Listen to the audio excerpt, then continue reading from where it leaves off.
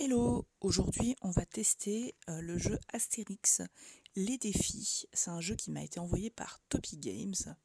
Alors les enfants m'aident à déballer avec beaucoup d'enthousiasme.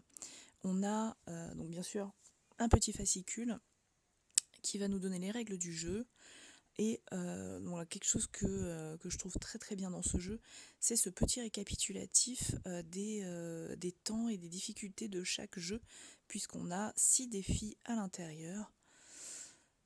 Et on y reviendra un petit peu après, mais on a les règles du jeu, quel jeton il va falloir utiliser, quelle carte, etc. Bon, on a aussi un petit fascicule pour voir un peu les différents jeux de la marque. On a des planches, donc avec des petits jetons qui vont être à découper. Je vais laisser Spencer s'en occuper, ça va bien l'occuper un petit moment. Voilà, donc on a les personnages, pareil, tout ça. Donc on a des planches qui vont correspondre en fait aux jetons qui se rapportent à chaque petit défi, à chaque mini-jeu en fait. Bon, Spencer a commencé à enlever des jetons, donc il a vu qu'il y avait des petits ronds qu'il fallait poser les jetons dessus. Alors c'est pas les bons jetons qu'il a posés, enfin un des deux n'est pas le bon, ça c'était, là c'est bien le troisième, c'est bien le bon qu'il pose. Donc on a des planches recto verso en fait pour les jeux. On a on a des planches aussi qui ont on va dire un type décor Astérix sans forcément servir pour le jeu, mais la plupart de toute façon vous le verrez, il y a des emplacements pour les jetons. On a aussi dans la boîte des cartes. Alors c'est pas un paquet de cartes qui correspond à un jeu, mais en fait un ensemble de cartes qu'il va falloir séparer pour faire des mini-tas qui correspondent à chaque mini-jeu. Pareil pour ce paquet là aussi. Vous voyez, on avait le Maquis Corse d'un côté et de l'autre côté le palais de Cléopâtre.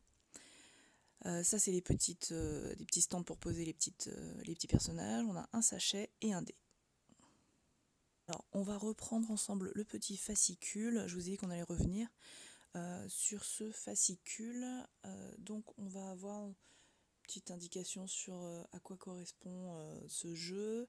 Donc, les niveaux de difficulté, facile, moyen, difficile, et les durées de jeu court, moyen ou long pour pouvoir s'adapter et adapter le jeu, puisqu'on n'est pas obligé de prendre les 6. On peut faire des mini-parties pour jouer en fonction de l'âge aussi des participants. Ouais, par exemple, le palais de Cléopâtre, c'est le plus long et le plus difficile des 6 mini-jeux.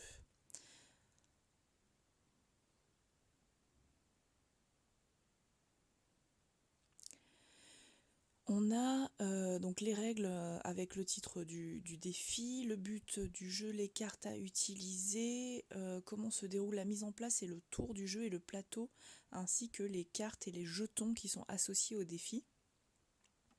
Pareil sur le Maquis Corse, en fait on va voir ça pour chaque jeu. Alors je vous cache pas, il y a beaucoup de lectures, donc si vous jouez avec des enfants qui risquent de manquer un peu de patience, lisez un petit peu tout ça au calme avant pour pouvoir leur expliquer le plus simplement possible, parce que des fois c'est pas forcément simple à comprendre. Sur certains jeux, on a eu un petit peu de mal. Alors, comme je disais tout à l'heure, on a des planches pour chaque jeu. Voilà, la première, typiquement, c'est décoratif. À l'arrière, par contre, ça correspond bien à un jeu. Et ce sont donc des planches recto, verso pour les mini-jeux de ce jeu Astérix, les défis. Vous voyez, les dessins sont super, très représentatifs de l'univers d'Astérix. On reconnaît assez facilement les aventures de nos Gaulois préférés. Alors, pour les cartes, comme je vous le disais tout à l'heure, c'est pas un paquet entier pour un seul jeu. On va avoir donc dans ce tas de cartes un format un peu un jeu de cartes à jouer. Donc pour le jeu Les Pirates, on va avoir des jeux, enfin 3 couleurs de cartes. Je vais avoir jaune, orange et bleu. Donc là, il va y avoir beaucoup de cartes effectivement. Le jeu des pirates va se jouer avec des cartes. Donc je vais séparer les cartes parce que je vais vous montrer en dessous. On a en fait les cartes, voilà, cartes champions. Donc ça c'est par contre pour les Jeux Olympiques. Voilà, je vous montre les dessins qui sont sur les jeux. Comme je vous dis, on reste bien dans l'univers d'Astérix et Obélix, hein. On retrouve bien les bons graphismes. C'est pas évident de vous montrer en même temps. Voilà. Je vous montre aussi un petit peu ces cartes-là. Toujours avec beaucoup d'humour, hein. Les fans ne seront pas déçus par les cartes, par le jeu en général, je pense.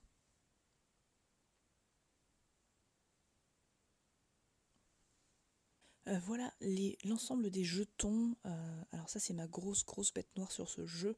C'est le fait qu'on soit obligé de tout mettre. On a une seule pochette pour tout ranger. Et ça nous fait perdre beaucoup de temps quand on doit jouer au début d'une partie. Donc si vous jouez avec les enfants, honnêtement, préparez ça selon l'âge qu'ils ont, ils peuvent vous aider. Mais s'ils sont un peu trop jeunes ou un peu trop impatients, préparez peut-être le jeu avant. Parce qu'il faut vraiment associer chaque jeu à une planche, aux cartes et aux jetons.